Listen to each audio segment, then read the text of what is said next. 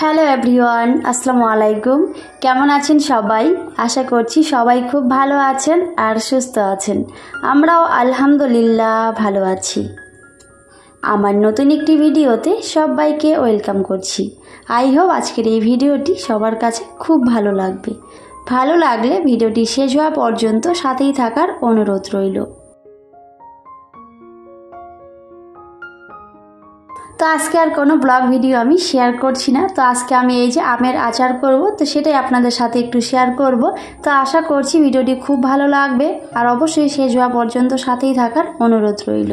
তো বাবার বাড়ি থেকে আমগুলো নিয়ে এসেছিলাম, তো সেটাই কিন্তু আজকে আচার বানিয়ে নেব। তবে খুব একটা বেশি কিন্তু আম ছিল না, অল্পটুকুই আম ছিল। তবে এই যে আমগুলো কিন্তু একটু রং ধরে গেছিলো, তো সেই জন্যই কিন্তু আমি এখন মিষ্টি আচার বানিয়ে নেব। তবে এই যে আচারের জন্য কিন্তু আমি মশলাটাও নিয়ে নিয়েছি, আর তার সাথে কিন্তু হাজবেন্ড গুড় নিয়ে এসেছে অনেকটা, তো সেটা দিয়ে কিন্তু আচারটা বানিয়ে নেব।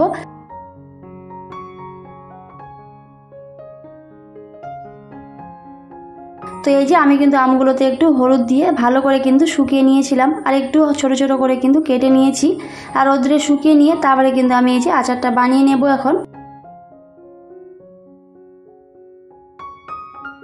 তো এদিকে কিন্তু আমি মশলাটাকে ভালো করে একটু ভেজে নিয়েছি, সুন্দর একটা স্মেল এসেছিল, তখনই কিন্তু আবার নামিয়ে নিয়েছি।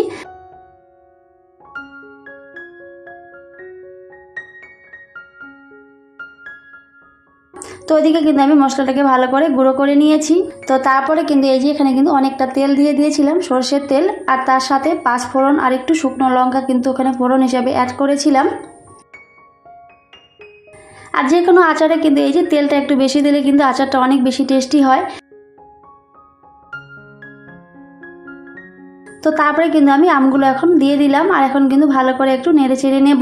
তবে আমি কিন্তু এখানে আমের আটিগুলো দিয়ে দিয়েছিলাম, কারণ যেহেতু অল্পটুকুই আম ছিল, তো সেজন্যই। আর আমাদের এখানে না কি বলবো, আম পাওয়াই যায় না, তো এগুলো কিন্তু আমি বাবার বাড়ি থেকেই নিয়ে এসেছি, তো সেটা দিয়েই কিন্তু বানিয়ে নিচ্ছি। তবে আমরাই যেহেতু খাবো সেজন্য কিন্তু খুব একটা সমস্যা হবে না। তো আমি কিন্তু এখানে আমের আটিগুলো দিয়ে নিয়েছি।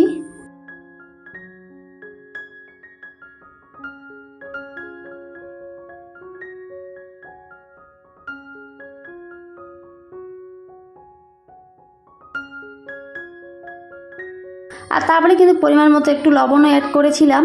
তো তারপরে কিন্তু একটু কাঁচা লঙ্কা দিয়ে দিলাম। তবে এই যে আচার যদি একটু টক ঝাল মিষ্টি না হয় তাহলে কিন্তু খেতে ভালোই লাগে না, তো একটু টক ঝাল মিষ্টি যদি হয় তাহলে কিন্তু খেতে বেশ ভালোই লাগে। তো আমি এখানে একটু কাঁচা লঙ্কা কিন্তু অ্যাড করেছি।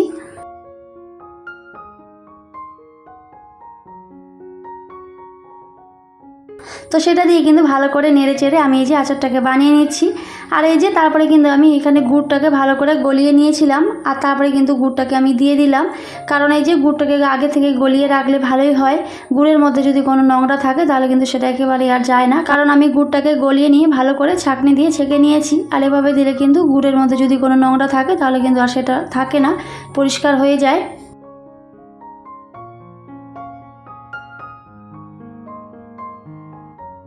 তো এদিকে কিন্তু গুড়টা দিয়ে আর একটু ভালো করে নেড়ে চেড়ে তারপরে কিন্তু ফাইনালি আমি এই যে মশলাটাকে রেডি করে রেখেছিলাম, তো সেটাও কিন্তু এখন দিয়ে নিলাম।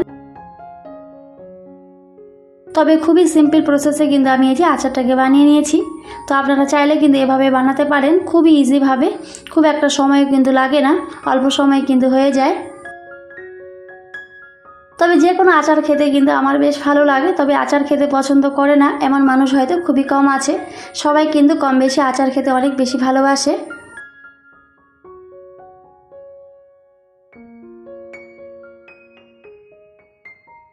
তো তারপরে কিন্তু এদিকে আমার আচারটা প্রায় কমপ্লিট হয়ে গেছিলো, আর এখন কিন্তু আমি একটু ভিনেগার অ্যাড করলাম। আর ভিনেগার দিলে কিন্তু আচারটা অনেক দিন পর্যন্ত বেশ ভালো থাকে, নষ্ট হয় না, তো সেজন্য কিন্তু অ্যাড করেছি।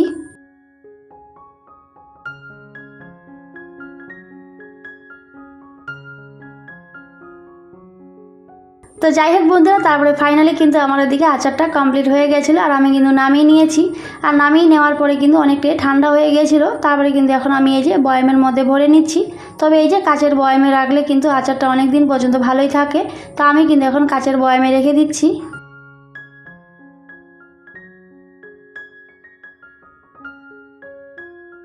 তো আজকে খুবই ছোট্ট কিন্তু একটা ভিডিও শেয়ার করেছি। তো আজকের এই ভিডিওটি সবার কাছে কেমন লেগেছে সবাই কিন্তু অবশ্যই কমেন্টে জানাবেন। তো তো আমার প্রিয় আপু ভাইয়ারা জানি সবসময় সবাই আমার পাশে থাকে আর অনেক সুন্দর সুন্দর কমেন্ট করে। তো সবাইকে অসংখ্য অসংখ্য ধন্যবাদ আমার পাশে থাকার জন্য আর আমাকে সুন্দর সুন্দর কমেন্ট করার জন্য। এভাবে আমার পাশে থাকবেন, কারণ আপনাদের ভালোবাসা ও সাপোর্টটা আমার কাছে ভীষণ দরকার।